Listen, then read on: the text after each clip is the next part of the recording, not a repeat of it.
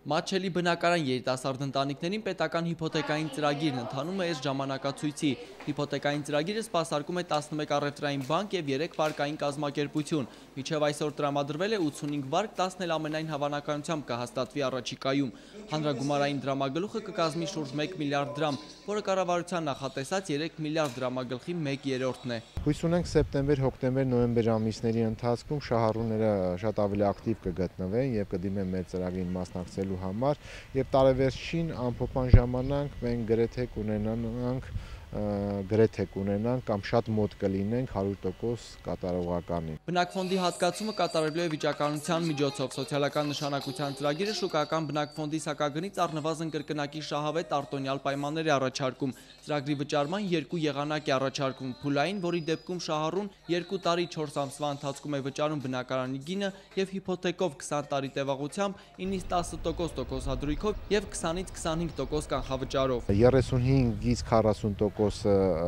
ներառել են մարզային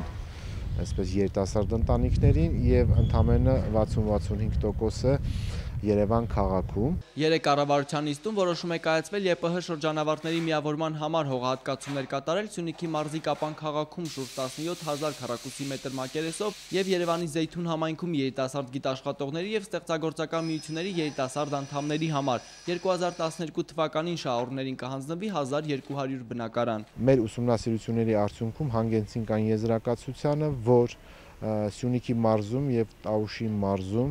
կա հստակ պահանջարկ շուրջ 700 երիտասարդ ընտանիքների կողմից ձեռք բերելու այս կարգի պայմաններով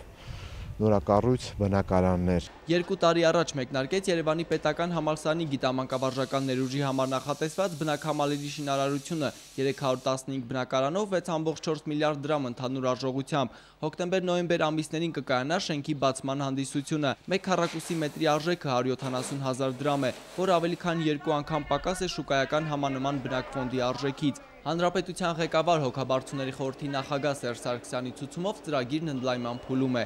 Վահե Դավթյան, Հակոբ Թումանյան, Հայլուր։